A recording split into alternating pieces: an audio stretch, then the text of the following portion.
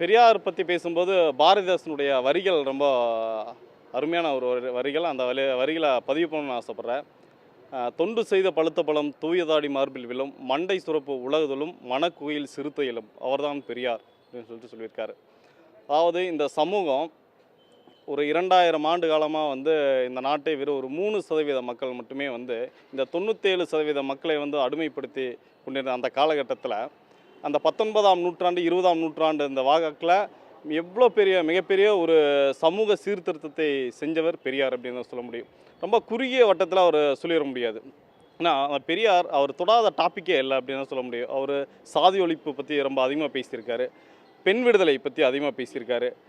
சாதி ஒழிப்பு அப்படின்னு சொல்லிட்டு பேசும்போது, ஈரோட்டில் எவ்வளோ பெரிய ஒரு பணக்காரர் மாடியில் பிறந்த ஒரு பெரியார் தான் குடிசையில் வாழ்ந்த ஒரு சமூகத்துக்கு வேண்டி தன்னுடைய வாழ்நாள் வரைக்குமே போராடிய ஒரு தலைவராக தான் பெரியாராக பார்க்க முடியுது.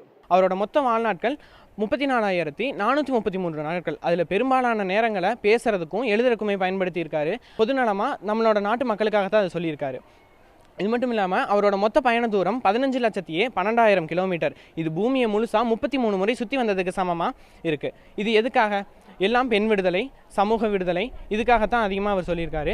114 நூல்களை மானிட சமுதாயத்துக்காக கொடுத்துருக்காரு. அது எல்லாம் தத்துவமாக்கியும் கொடுத்துருக்காரு. 10 வயது சிறுவனா மேடை ஏறி பகுத்தறிவு பிரச்சாரம் பண்ண பெரியார் சமூக நீதிக்காக இன்றைக்கும் தேவைப்படுறாருங்கிறது சும்மாவா?